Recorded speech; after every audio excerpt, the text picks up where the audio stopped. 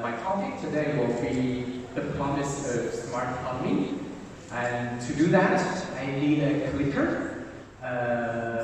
So, where's the clicker? Hi guys. Any engineering guy can hand me the clicker? No. Thank you. Today I will talk a little about the history of NEO, before NEO, about myself, and then my understanding of blockchain and why it is so important for the future smart economy, and then what NEO will do in the future smart economy. I will talk a little about when I was in college. I'm not a computer science major, but one of my hobbies in college is to dig into the deep level of computers. Because I went to college in 1997. That is the year that the internet, people get access to the internet in mainland China. I started to play with the computer. I tried to crack the software hard disk lock in the computer labs and tried to teach myself assembly language and then write my own hard disk lock and install it into the computers in the lab. So it becomes a real personal computer for me. So I spent a lot of time doing a lot of research and learning computer science. And then the other hobby when I was in college is economics. I came across a blog called New Institutional Era. This blog introduced me to the Austrian and Chicago School of Economics. So I became a free market believer. And then, magically, after almost 10 years, I discovered something very special. That something is called Bitcoin. It is also, I think I read it from a blog. It describes how Bitcoin works. And then I instantly fall in love with it because it combines two things, two of my hobbies when I was in college. That is computer science and economics. And I started to spend a lot of time research on it and to read the white paper. And I even registered a domain name. It's called mongox.cn. Anyone of you know mongox.com? It used to be the largest Bitcoin exchange in the world. And I decided to run my own business around Bitcoin, to run an exchange and link the order book with mongox.cn to mongox.com. Later on, that became it's a proven business model because one of the biggest exchanges today, Bitfinex, they're using the same model at the very beginning. They link their order book to Bitstamp in Europe. And later on, they cut the link and they become an independent exchange. So that's the very early days before there's even a community or industry in China for blockchain or Bitcoin. Then, after 2 years of research or study along, with the price going up dramatically in 2013, there becomes a community in China. I decided to build up a community of blockchain and Bitcoin. I started to organize meetups, started to organize conferences like this, but much, much smaller, even smaller than the audience will be 20, maybe 25. And if the number exceeds 30, that's a big one.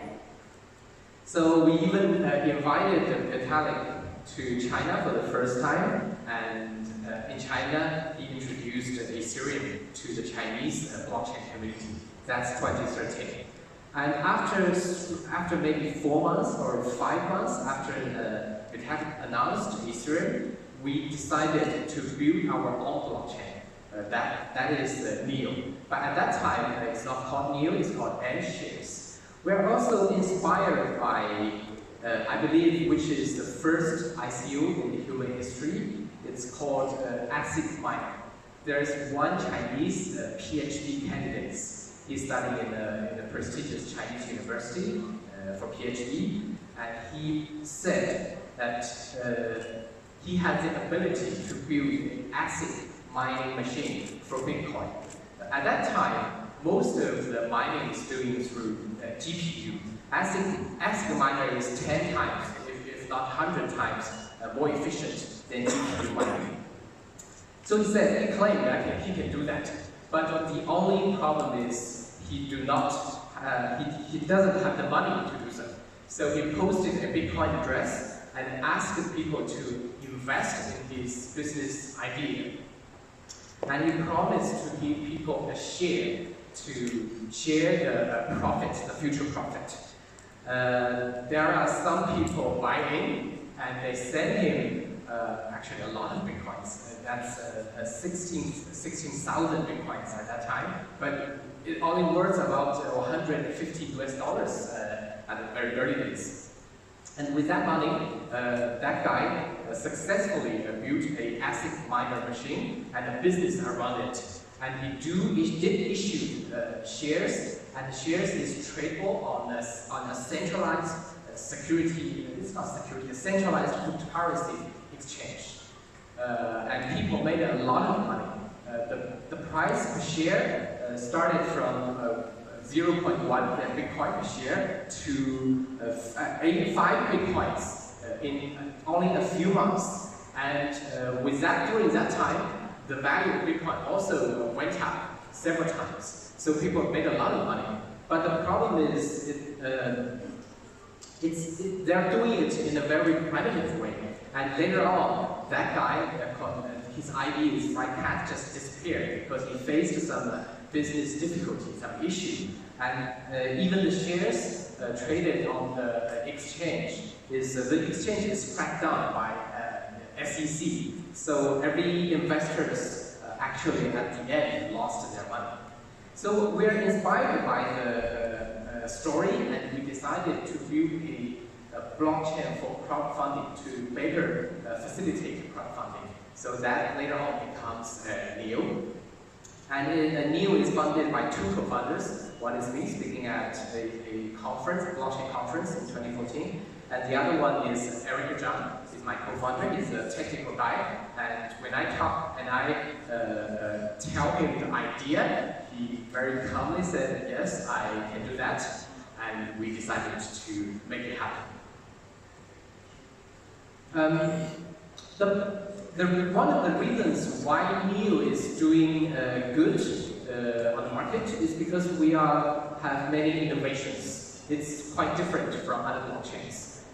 For example, the consensus mechanism is very different. We are first in the world to use a BFT style consensus. It's called delegated BFT.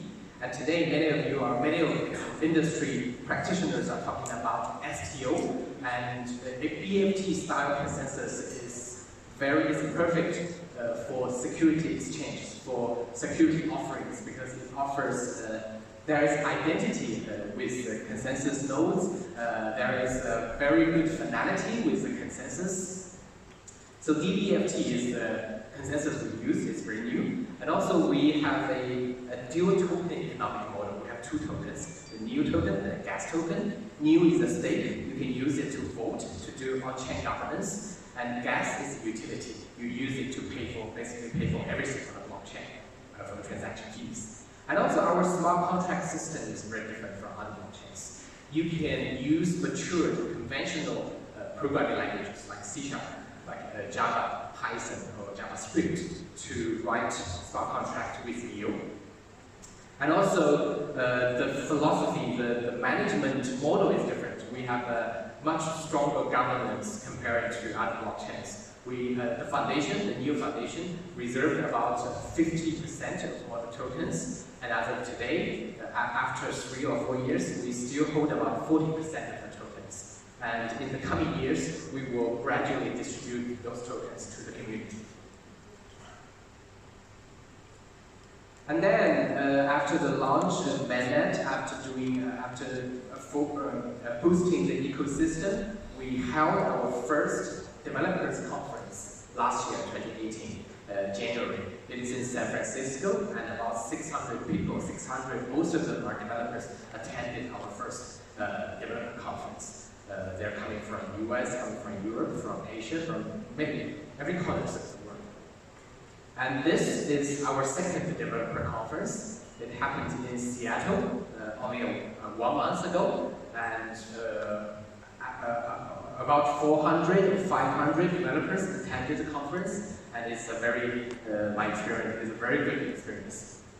So today, NEO is having a very strong, very diversified community across the globe. This is the history of NEO, and I'm going to talk about a little about the understanding of blockchain and why it will be the infrastructure for the future smart economy. First, blockchain is a distributed ledger. It's a distributed ledger technology, DLT. And second, it is also a platform for decentralized applications. So people can build applications on top of this, on top of the blockchain. So it's a platform. But NEO is not a private platform. It's an open platform. Blockchain is an open platform. It's more like a protocol. So if you follow the protocol, follow the specifications, your implementation can directly talk to other people's implementation. It's completely open. So it's much like a network block protocol, like TCP/IP. When we talk about TCP/IP, we think of internet.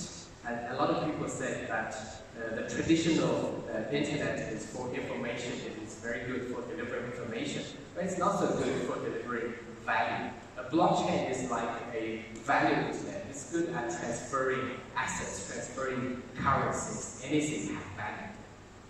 So it's a distributed technology, a platform, a protocol, and also an internet of value.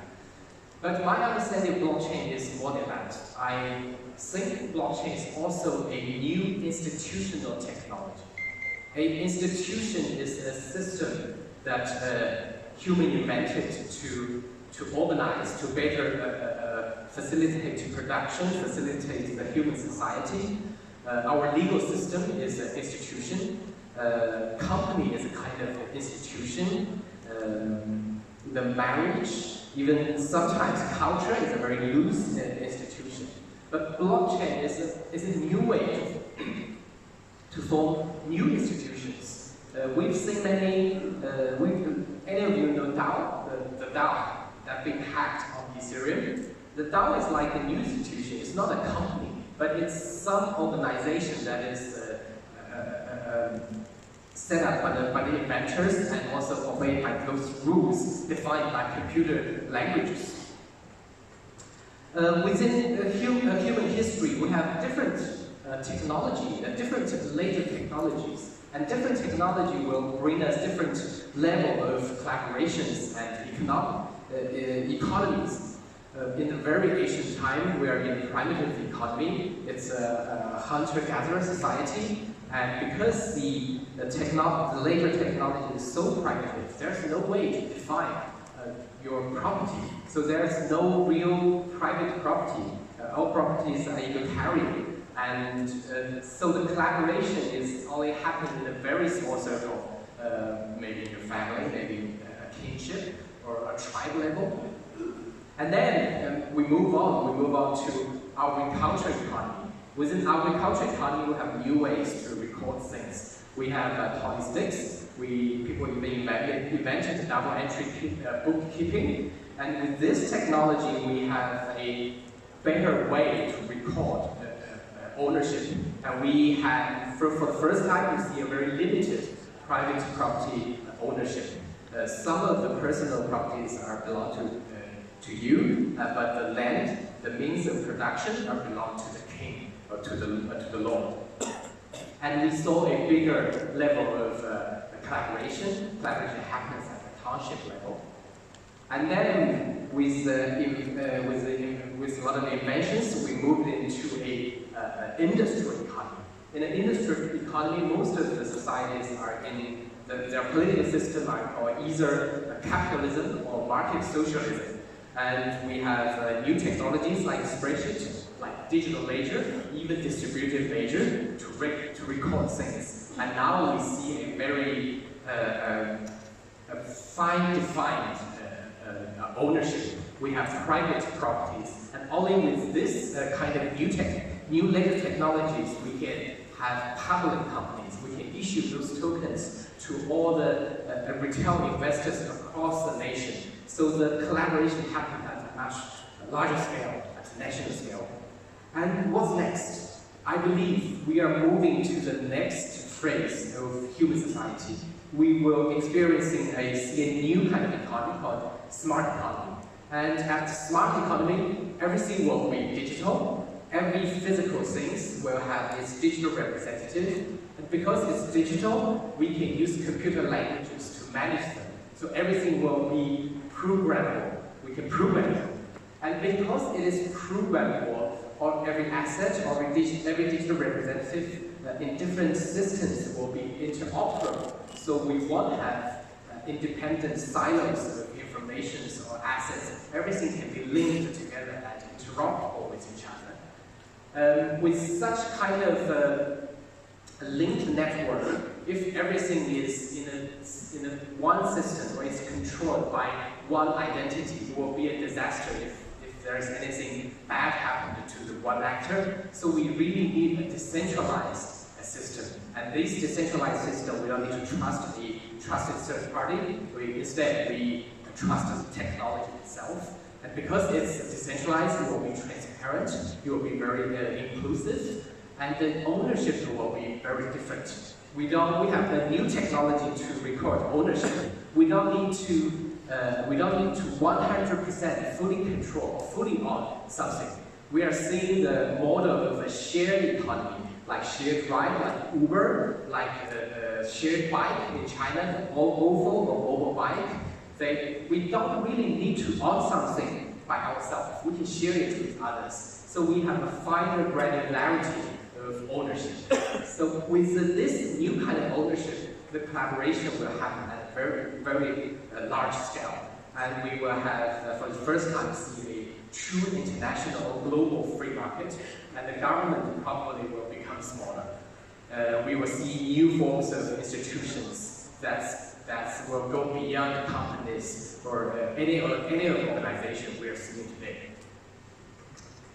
So what NEO will do? NEO is an open network for the future smart economy. And the smart economy so NEO is not just a blockchain, it's an open network. So we will work with other technologies like AI, IoT, cloud computing, and so on. And we will, for the coming years, we will have a lot of improvement for the technology perspective and also governance perspective. For technologies, we will have a new version called NEO 3. We will have a completely new architecture. We will have better layering, so people can build layer 2 solutions on top of NEO. By the way, I do believe in the next maybe 2 or 3 years, layer 2 solutions will be a huge thing.